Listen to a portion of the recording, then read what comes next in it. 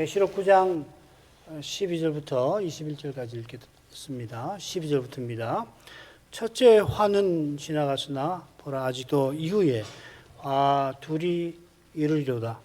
여섯째 천사가 나팔을 불매 내가 들으니 하나님 앞 금단 네 뿔에서 한 음성이 나서 나팔 가진 여섯째 천사에게 말하기를 큰 강 유브라데에 결박한 네 천사를 놓아주라 하매 네 천사가 놓였으니 그들은 그 년 월 일시에 이르러 사람 3분의 1을 죽이기로 예비한 자들이더라. 마병대의 수는 2만 만이니 내가 그들의 수를 들었노라. 이같이 이상한 가운데 그 말들과 그 탄 자들을 보니 불빛과 자주빛과 유황빛 흉갑이 있고 또 말들의 머리는 사자 머리 같고 그 입에서는 불과 연기와 유황이 나오더라. 이 세 재앙 곧 저희 입에서 나오는 불과 연기와 유황을 인하여 사람 3분의 1이 죽임을 당하니라. 이 말들의 힘은 그 입과 그 꼬리에 있으니 그 꼬리는 뱀 같고 또 꼬리에 머리가 있어 이것으로 해하더라. 이 재앙에 죽지 않고 남은 사람들은 그 손으로 행하는 일을 회개치 아니하고 오히려 여러 귀신과 또는 보거나 듣거나 다니거나 하지 못하는 금, 은, 동과 목석의 우상에게 절하고 또 그 살인과 복술과 음행과 도둑질을 회개치 아니하더라.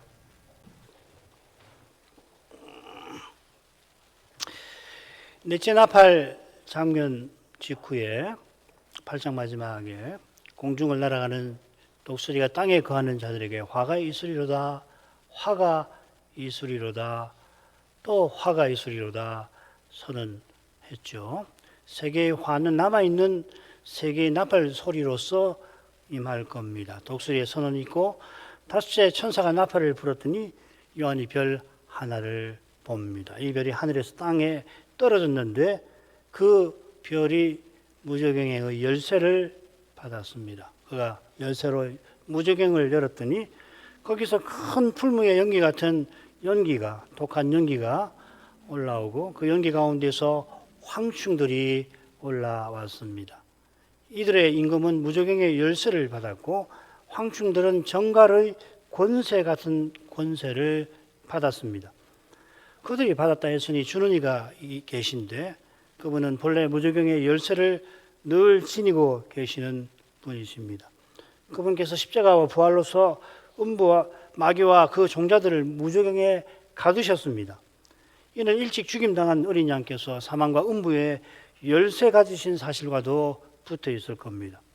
무저갱의 사자와 황충들에게 열쇠와 권세를 주신 것은 하나님의 입맞지 아니한 자들에게 죽음 같은 고통을 내리시기 위함인 것입니다. 그들이 죽고자 하나 죽지 못하게 하시는데 이는 땅에 가는 자들이 짐승을 추종하고 숭배하면서 교회와 신자를 핍박한 그 죄악을 심판하기 위함입니다. 앞 시간에 이어서 계속해 보죠. 7절부터 9절까지 황충들의 모양은 전쟁을 위하여 예비한 말들 같고 그 머리에 금 같은 면류관 비슷한 것을 썼으며 그 얼굴은 사람의 얼굴 같고 또 여자의 머리털 같은 머리털이 있고 그 이는 사자의 이 같으며 또 철윤급 같은 흉갑이 있고 그 날개들의 소리는 병과 많은 말들이 전장으로 달려 들어가는 소리 같으며 이 황충들의 모양을 설명하고 있습니다. 모양이라 한 것은 이어지는 표현대로 우리의 현실에서는 볼 수 없는 모습, 곧 이상했으나 봄직한 모습임을 가리킵니다. 같아 계속 같다는 표현을 쓰지요. 황충들의 모양은 무엇보다 전쟁을 위한 말들의 모습으로 제시가 되어 있습니다. 7절 맨 처음에 나오고 9절 마지막에 나오죠. 거기 보면 번역이 좀 다르게 됐지만은 똑같은 표현을 썼습니다. 전쟁을 위하여 전쟁으로 같은 표현입니다. 에이스 폴레몬 이렇게 되었습니다. 9절에 철 흉곽과 날개 소리도 병거와 말의 이미지와 붙어 있죠. 가운데 황충의 머리, 얼굴에 관한 묘사들이 나옵니다. 머리, 얼굴 이 부분이죠. 면류관, 얼굴, 머리털, 이 이렇게. 그러니까 언론 보면 쭉 나열한 것 같은데 강주점을 가지고서 이렇게 구성해냈다는 것을 알 수가 있습니다. 우선 황충들은 그 얼굴이 사람의 얼굴 같다고 한 것처럼 나머지는 말들과 같아 보입니다. 이 말들은 전쟁을 위하여 예비한 말, 군마와 같은 겁니다. 하나님께서 그리스도의 향연과 성도의 기도를 받으시니까 7 천사가 나팔 불기 위해 예비하였는데 비슷하게 황충들도 전쟁을 위하여 예비한 말 같습니다. 7 천사는 하나님의 뜻을 충성되게 받들고자 하는데 반해서 황충들은 악한 일에 사로잡혀 있는 모습 같습니다. 피냄새에 굶주린 맹수가 먹잇감을 노리듯이 황충들은 그들의 악한 임금이 지시 내리기만 기다리는 것 같습니다. 우리 청소년들은 반지의 제왕에 나오는 그 전쟁의 이미지들, 사우론이 이끄는 그 군대 뭐지요? 그 괴상하게 생긴 그 군대들 모습을 생각해 보면 좀 도움이 되지 않을까 생각됩니다. 황충들이 그 머리에 금 면류관 비슷한 것을 썼다 했습니다. 면류관을 쓴 게 아니고 그 면류관 쓴 것은 두 번째 성수 이상의 24장로가 그랬죠, 그죠? 여기 면류관 비슷한 것을 썼다고 그랬고 또 그들이 쓴 면류관 비슷한 것은 금 같다고 되어 있습니다. 금 면류관 같은 게 아니고 금 같다고 이렇게 되어 있어요. 우선 여기에 이 금이라고 쓰인 낱말 여기 어디 나오냐면은 주님께서 어디 나오는 게 아니라 라오디게아 사자들은 내게 사라고 권하신 그 금이나 세루살렘이 이 정금으로 되어 있는데 금하고 그 정금하고 살짝 다른 낱말입니다. 음료 바벨론이 장식한 금과 똑같은 낱말을 써두었습니다. 제가 시간이 많지 않아서 다른 신약 성경에 사용된 용례를 다 보지는 못했는데 얼핏 보니까 그 연구할 만한 필요를 느끼는데 하여튼 계시록에서는 의도적으로 두 금을 나누어요. 그래서 크루소스, 크루시오스 이렇게 비슷한데 둘 다 금이에요.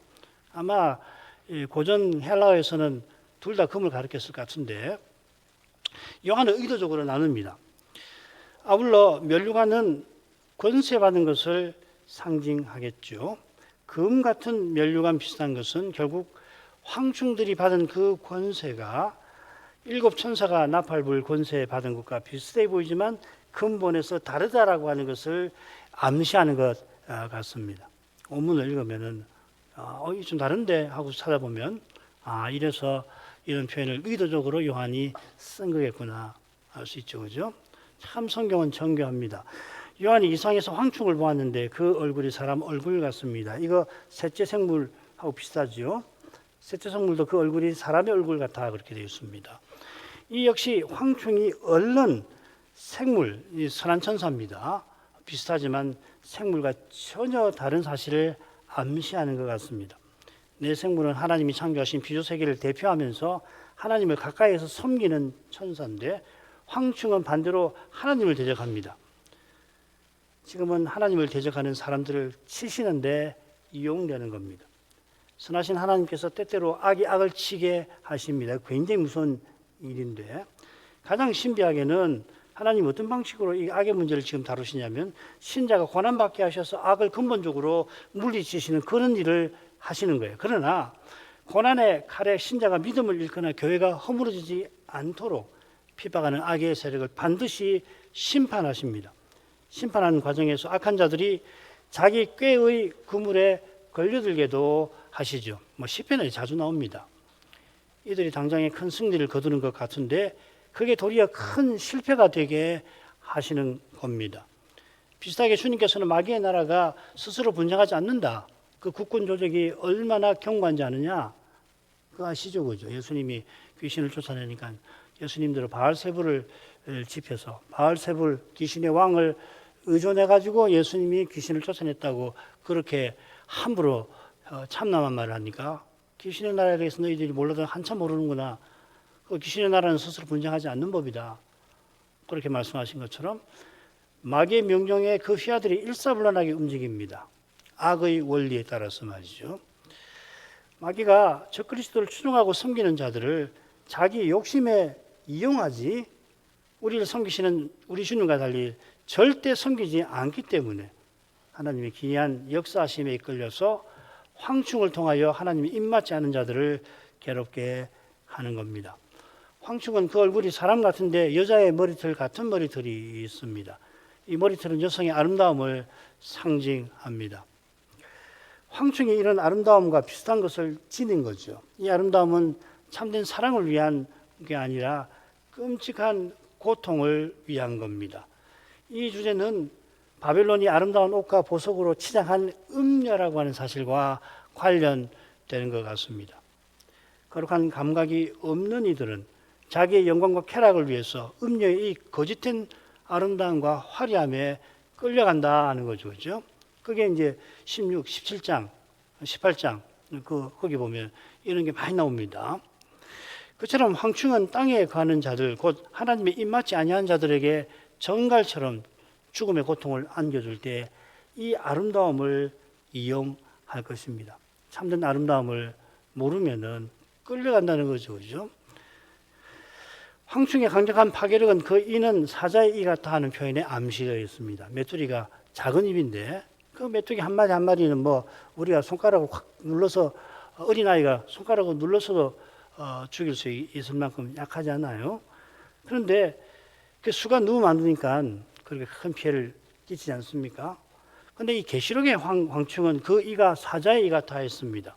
사자가 맹수의 왕이라 불리는 것처럼 사자의 이 같은 이를 가진 황충이 하나님이 제지하시지 않는다면 얼마나 많은 사람을 죽이고 괴롭히고 죽일지 짐작할 수 있습니다. 입맞지 않은 자들이 극심한 고통을 당할 때 거기서 벗어나고자 얼른 죽었으면 아무리 이래서도 도무지 되질 않을 겁니다. 이게 9절 내용으로 연결이 됩니다. 9절은 전쟁을 위하여 예비한 말 같은 황충의 모습을 보충하고 있습니다. 군마가 흉갑을 딱 달고서 그래 적군이 이 창이나 그 다음에 활 같은 걸 쏘아가지고서 말을 거꾸로 들이면은 그 기수가 땅에 나뒹굴잖아요. 그걸 피하기 위해서 흉갑을 말 앞에 대는데 군마같이 예비한 황충은 철 흉갑 같은 흉갑을 갖고 있습니다. 저게 공격을 방어하는 수단이지요. 황충이 공격하는데 아무런 장애가 없다는 이야기입니다. 그걸 가로막을 것이 없다 하는 겁니다. 이는 그 날개들의 소리 있는 병거와 많은 말들이 전장으로 달려 들어가는 소리 같아 지축을 울리는 그러한 소리라는 말이겠죠. 10절로 가겠습니다. 정갈과 같은 꼬리와 쏘는 살이 있어 그 꼬리는 5달 동안 사람들을 해하는 권세가 있더라. 전갈의 권세 같은 권세를 받았는데 5절에 그 권세는 전갈과 같은 꼬리와 쏘는 살, 침에 있다는 이야기죠. 그죠? 전갈 꼬리에 독심이 있잖아요. 그죠? 뾰족하게. 황충도 비슷한 게 있습니다. 메뚜기인데, 그러니까 뭐, 전갈은 훨씬 크잖아요. 그러니까 황충의 크기가 어느 정도일까 잘 모르겠어요. 작다는 사람도 있고 크다고 하는 사람도 있고 그러는데 아무튼 이 묘사하는 걸 보면은 정갈이 연상이 되는 겁니다. 이 꼬리가 계시록에 3번 나오는데 모두 악한 이 세력의 강한 힘과 관련해서 나옵니다. 9장 10절 우리 금방 살피고 있는 거고 9장 19절에 이 9장의 마지막 6번째 나팔에 보면 마병대 환상이 나오는데 그 마병대는 그 말들이 말이에요. 그 꼬리가 뱀과 같고 꼬리에 머리가 있어 이것으로 사람을 해친다 그랬습니다. 그러니까 이 마병대의 말은 이게 선한 권세일 수 없지요. 12장 4절에 꼬리가 한 번 더 나오는데 용이 하늘의 별 3분의 1을 꼬리로 끌어다가 땅에 던진다고 했고요. 역시 같은 내용입니다. 황충의 원수도 그 꼬리에 있습니다. 이건 6째 나팔에서 우리가 좀 더 살필 만한 주제가 될 겁니다. 5째 나팔하고 6째 나팔하고 매우 비슷한 면이 있습니다.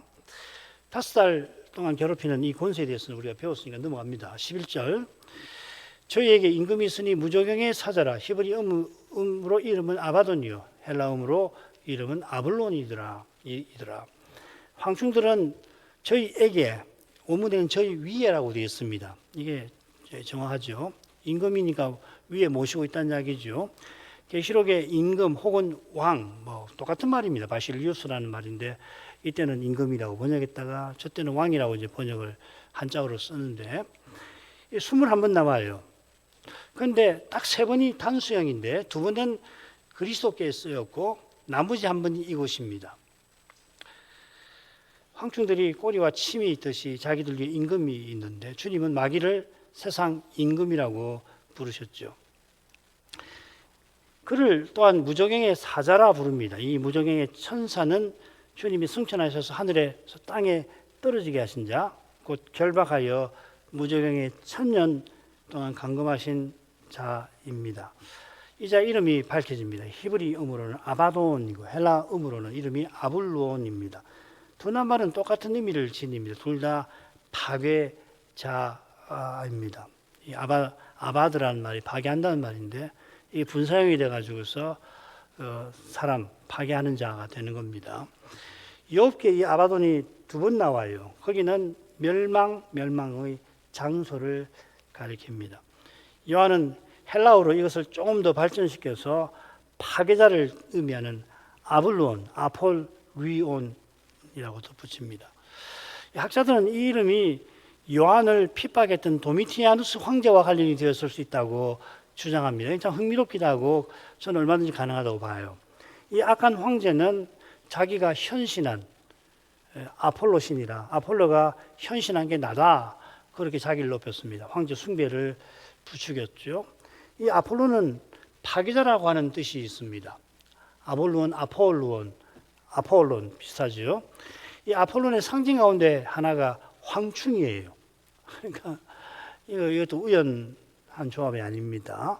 어쩌면 요한 사도는 도미티아누스 핍박이 사탄적인 것임을 암시할 수가 있습니다. 종교와 정치가 결합된 형태의 이 핍박, 이게 이제 사탄적인 핍박이거든요. 역사에 늘 있지요. 역사의 끝에 가면 이 통치가 크게 달할 것입니다.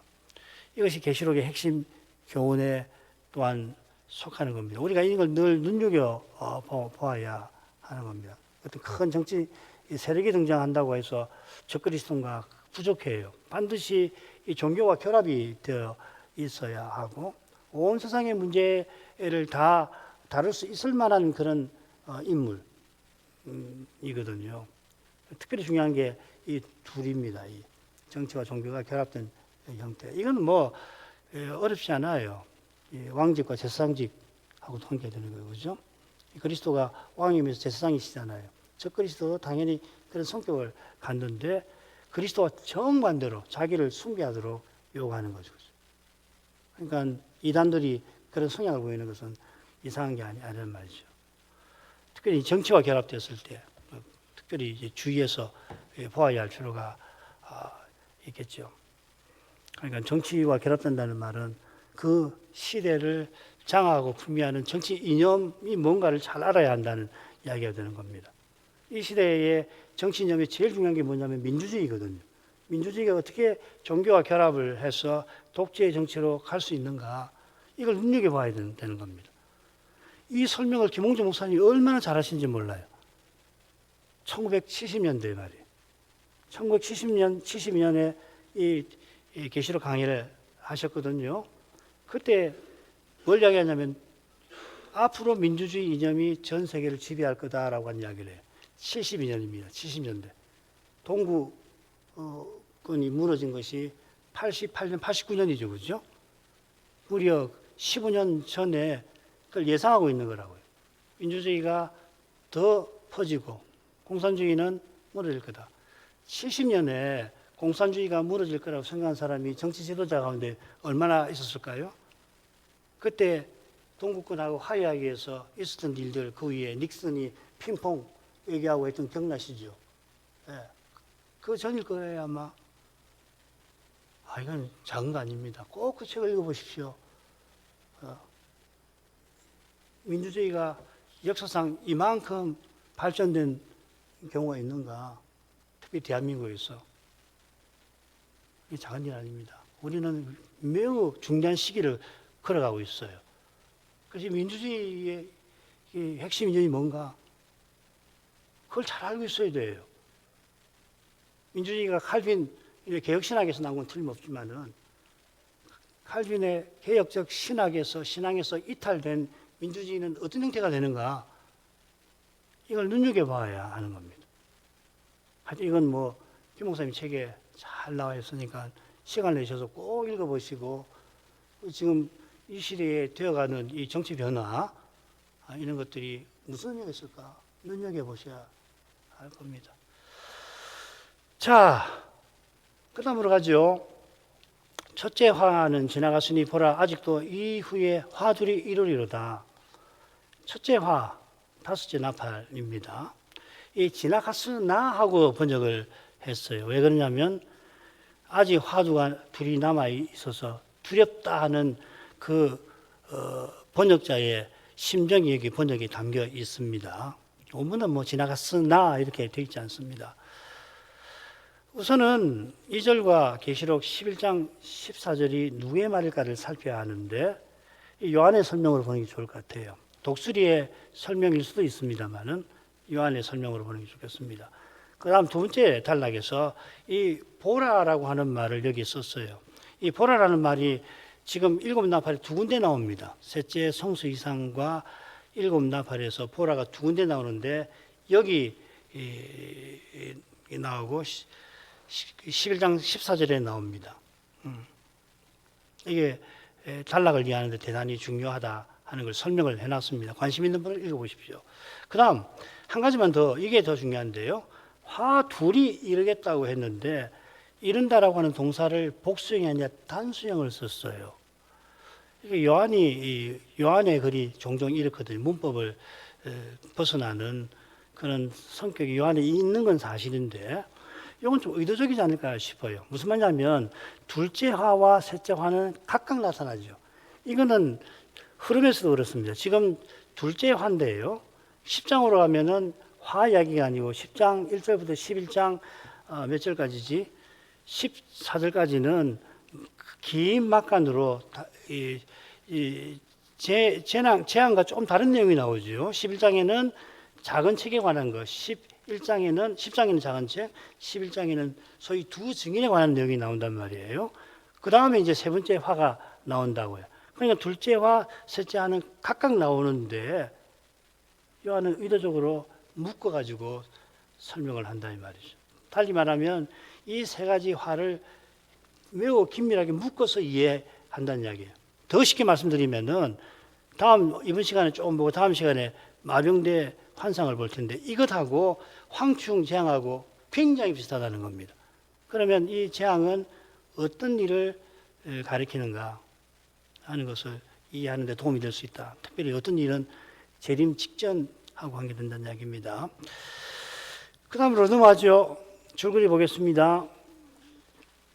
여섯째 나팔, 세수로 나누는 게 제일 좋습니다. 13절부터 15절, 유브라드에 결박된 네 천사가 사람 3분의 1 죽이기로 예비했다는 거고, 16절부터 19절은 마병대가 사람의 3분의 1을 죽인다는 내용이 나오고요. 그 다음에 20절, 21절은 죽지 않고 살아남은 자들이 회방한다. 회개치 않고 우상을 섬긴다. 이렇게 되어 있습니다. 말씀드린 대로 이 황충 장면하고 마병대 장면은 이미지가 굉장히 비슷합니다. 독한 연기, 마병대에도 불, 연기, 유황이 사람을 해치잖아요. 그 다음에 말, 병거의 이미지, 사자, 흉갑이 나오는데 똑같습니다. 말, 사자, 흉갑. 물론 황충은 황충이 말 같다고 했고 마병대는 말이 등장을 하는데 이미지들이 매우 비슷해요. 그 다음 또 비슷한 점이 뭐냐면 입맞지 않은 사람들의 고통, 그리고 마병대는 살아남은 자들의 회개치 아니함. 사람들이 죽고자 하지만 죽지 못한다는 그 이미지하고 살아남았는데 회개치 아니하는 것하고 의미가 매우 통하는 것 같아요. 물론 다른 점도 있죠, 그죠? 이미 살핀 대로 입맞지 아니한 사람이 죽음의 고통을 보지만은 죽지는 않지만 여기서는 3분의 1이 죽습니다. 남은 자들이 회개치 아니하는 걸 보면 죽은 자들도 역시 마찬가지죠. 그럴 수밖에 없는 것이 지금 이 세 가지 화는 땅에 거하는 자들에게 임하는 재앙이란 말이죠. 입맞지 아니한 자들에게 내리는 재앙이니까 지금 3분의 1이 죽고 3분의 2가 살아남았다고 해서 3분의 1은 좋은 사람, 3분의 1은 회개치 아니한 사람 그렇게 보면 안 되고 이들은 다 입맞지 않은 사람들이라고 봐야 되겠죠. 그죠? 그다음 비슷한 점 이야기했습니다. 아울러 이 여섯째 나팔하고 여섯째 대접도 비교해 볼 만합니다. 위치가 같은 곳이에요. 유브라데가 각각 나옵니다. 여섯째 대접에서는 유브라데가 마르고 길이 생긴다고 그러죠. 그죠?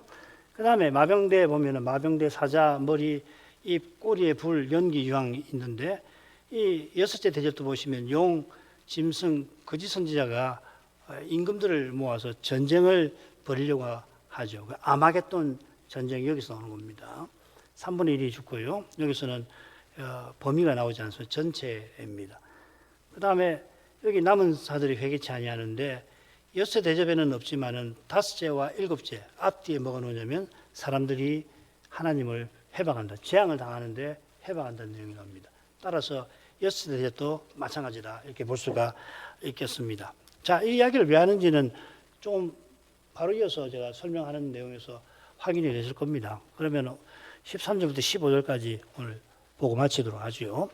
여섯째 천사가 나팔을 불며 내가 들으니 하나님 앞 금단 네 뿔에서 한 음성이 나서 나팔 가진 여섯째 천사에게 말하기를 건강 유브라다에 결박한 네 천사를 놓아주라 하며 네 천사가 놓였으니 그들은 그 년 월 일 시에 이르러 사람 3분의 1을 죽이기로 예비한 자들이더라. 여섯째 천사가 나팔을 부니까 요한이 이번에는 한 음성을 들었다 했습니다. 이 음성은 하나님 앞 금단 네 뿔에서 났다 했습니다. 지상 성소에 그 향단에도 네 뿔이 있고 성막들 번제단에도 네 뿔이 있죠. 그래서 기능상으로는 번제단과 향단이 같은 겁니다. 이 네 뿔은 하나님이 임재하시는 산을 상징을 합니다. 이 스가랴 이 밤의 이상 환상 8번째 보면 네 병거가 두 노산 사이에서 나오는데 이 두 노산은 성소를 가리킵니다. 그렇다면 네 뿔에서 나는 음성은 금단에 올라가는 향연과 기도에 대한 하나님의 응답 같습니다. 이는 셋째 성소 이상에서 분향단이 하나님의 보좌 앞에 있다고 했는데 여기서는 하나님 앞에 있다고 표현한 것과도 붙어 있는 것 같습니다. 하나님의 음성이라고 볼 수 있는 근거들을 나열하는 겁니다. 셋째 성소 이상에서 향연에 감서 성도들의 기도가 올라가니까 다른 천사가 금단에 불을 담아 땅에 쏟았고 그 결과 땅에 재앙이 임하지요. 여섯째 재앙, 곧 땅에 거하는 자들에게 임하는 둘째 화도 하나님이 심판하신 겁니다. 첫째와도 셋째와도 마찬가지겠죠. 요한이 들은 그 음성이 여섯째 천사에게 이렇게 말합니다. 네 천사를 놓아줘라. 이 네 천사는 유브라데, 큰 강 유브라데에 결박되어 있습니다. 그러니까 이 네 천사가 누굴까를 생각해야겠죠. 이 천사는 무저경의 사자와 같이 악한 천사일까? 결박되었다라고 하는 동사가 계시록의 사탄에게 한 번 더 20장에 사용되었으니까 이 네 천사도 이 악한 천사로 보게 합니다. 둘째로 이제 고려할 중요한 사실이 유브라데입니다. 큰 강. 아까 말씀드린 대로 여섯째 대접을 쏟으니까 이 강이 말라져서 길이 생기고 그 길로 동방의 왕들이 미혹되어서 여호와의 큰 날에 있을 전쟁을 하려고 모여들지요. 세대주의자들은 이 전쟁이 유브라데 강 동편의 왕들 로스, 메섹, 두발, 이 로스를 러시아라고 그러지 않습니까? 그래서 그 공산혁명이 일어나기 전에 이 세대주의자들이 러시아가 그 짓을 할 거다 뭐 그렇게 이야기를 하고 넓혀가지고 동방에서 오니까 일본까지도 다 포함된다. 2차 세계대전 때 와가지고는 일본도 포함된다. 뭐 그렇게 해석했죠. 이 왕들이 이스라엘 땅 아마겟돈이 이 히브리로 발음하면 아마겟돈이 뭐냐면 하르무깃도입니다. 하르는 산이란 말이고 무깃도라는 지명이죠. 무깃도 산을 무깃도라고 하는데 이걸 아마겟돈이라고 헬라어로는 음력을 그렇게 합니다. 거기 이제 에스라엘론 그 평원이 넓으니까 거기서 최후의 전쟁이 실제로 벌어진다. 그게 3차 세계대전이다. 핵전쟁이다. 옛날에는 뭐 다른 전쟁에 했다가 지금은 핵전쟁이다. 아니 수소전쟁이다. 수소폭탄이 터진다. 뭐 그렇게 해석하잖아요. 이런 해석은 요한이 이상에서 본 장면을 문자 그대로 푸는 겁니다. 세대주의자들의 해석법의 가장 취약점이 이 극단적인 문자주의입니다. 그건 다음에 기회가 있으면 말씀을 드리죠. 이 왕들이 용과 짐승과 거짓 선제 입에서 나오는 개구리 같은 새 들어온 영이 행하는 이적을 보고서 다들 모일 거다 그렇게 했는데, 이런 장면을 문자 그대로 풀 수 있는 것도 제주라면 제주는 맡겼습니다마는 그들의 해석은 여러 면에서 무리합니다. 여섯째 대접을 소등결과 유브라데 강물이 말라서 여섯째 나팔에 아마겟돈 전쟁이 준비되고, 아마겟돈에서 2억 명이나 되는 군대가 집결을 해서 결정을 낸다 하는 것이 세대주의 해석입니다. 이 해석은 1970년대 관점에서 김홍전 목사님이 살핀 현대전 양상에 비춰도 설득력이 떨어집니다. 지금은 말할 것이 없죠. 전에도 말씀드린 것처럼 계시록 19장과 20장에 이 마지막 전쟁에 관한 이상들이 있는데, 가령 20장을 보면은 적그리스도의 군대가 소수인 교회를 에워싸고서는 일방적으로 공격을 하지, 교회가 무슨 군대를 소집해서 맞서 싸운다든지 뭐 그런 거 하지도 않고, 적그리스도 시대에는 그럴 수도 없는 거죠. 그죠? 사실 마귀와 적그리스도가 노리는 것은 우리의 목숨만 아니지 않습니까? 미혹과 핍박으로 그리스도의 교회를 무너뜨리는 겁니다. 자기를 신으로 숭배하지 않으면 몇이라도 다 죽여버리고 아예 매매조차 하지 못하게 할 만큼 물리적인 위해를 틀림없이 가할 텐데, 이런 핍박도 결국 믿음을 무너지게 하려는 거 아니에요. 왜냐하면 우리 인생은 죽기를 두려워하니까. 이렇게 먹고 사는 문제에 치명적인 제약을 가하고 목숨도 끊어가려고 하면은 우리 스스로 어떻게 그걸 견뎌요? 우리가 무슨 힘이 있어서 그런 무슨 핍박을 우리 힘으로 견딥니까? 우리 힘으로 견뎌봐야 그 순교도 아니잖아요. 그렇지 않습니까? 순교는 기독교에만 있는 거 아니잖아요. 불교에도 있고 철학에도 있습니다. 철학에도 뭐 순교라고 할 수 없지만 자기가 전하는 철학적 교훈을 위해서 죽는 사람도 있어요. 그건 순교라고 하지 않죠. 백번양모에서 세대주의 주장대로 2억 명이나 되는 군대를 동원하더라도 그보다 더한 물리력을 가지고도 주님이 음부의 권세가 이기지 못하는 그런 교회 세워나가시는 길을 방해하지 못하는 법입니다. 아무튼지 네 천사가 유브라데에 결박되어 있는 이 사실은 마귀의 권세가 교회를 허무는 일과 관련되니까 이 네 천사를 악한 천사로 보는 쪽으로 판단의 추가 기웁니다. 네 천사는 그 년 월 일시에 이르러 사람 3분의 1을 죽이기로 예비한 자들입니다. 이 예비한이라는 말이 황충양면에 나왔지요. 전쟁을 위하여 예비한 말들 같고, 황충들은 하나님의 입맞지 아니한 사람들을 전갈같이 괴롭힙니다. 이는 날아가는 독수리가 땅에 거하는 자들에게 세 가지 화가 있을 거라고 하는 것과 일치합니다. 따라서 마병대의 장면에서 마병대에게 죽는 3분의 1 역시 땅에 거하는 사람들, 입맞지 아니한 자들일 겁니다. 마병대가 죽이는 것은 신자에게 가는 핍박이 아니라 짐승을 추종하는 이들에게 내리시는 하나님의 재앙입니다. 재앙이란 말이 9장 20절에 나오죠. 그죠? 이 재앙에 죽지 않고. 계시록에서 재앙이란 말이 플레게 피입니다. 플레게인데요.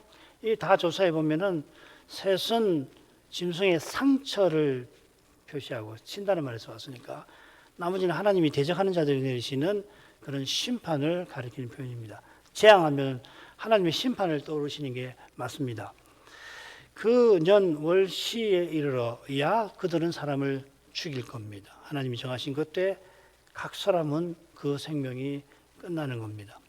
흔히 독재자가 생살 여탈권을 가진다 말하지 않습니까?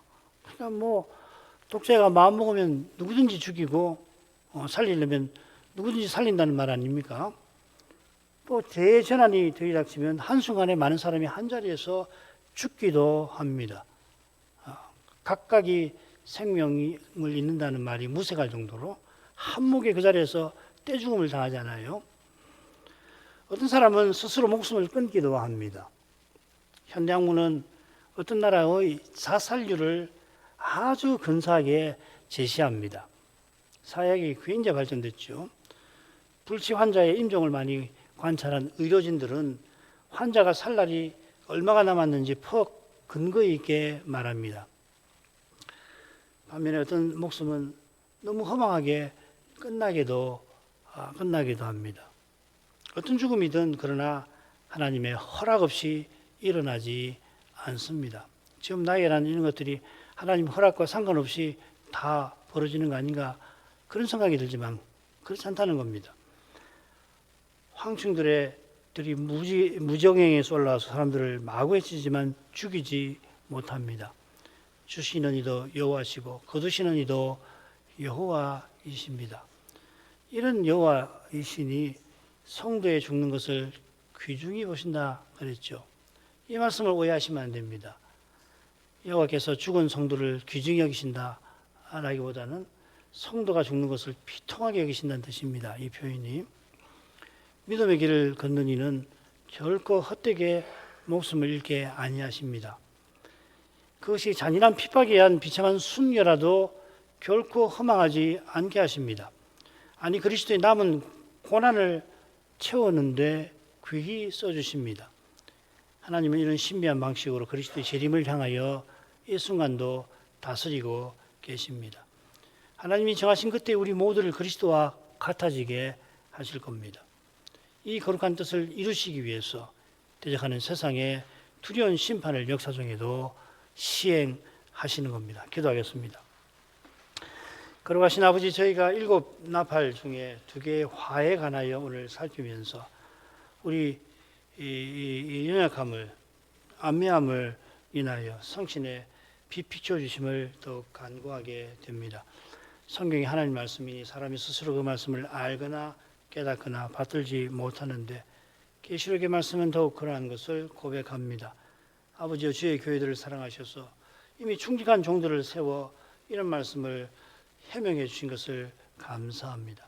특별히 저희에게 이런 말씀을 강력하게 해명해 준 역사가 분명하오니 저희가 이런 교훈을 가볍게 읽을 것이 아니요 오히려 주신 교훈을 조금이라도 더 바르게 쉽게 깨닫기를 소원하고서 또 주의 성신의 가마를 구할 수 있게 해 주옵소서.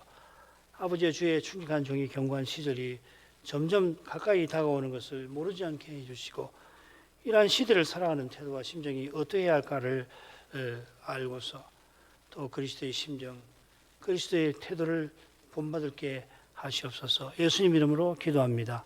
아멘.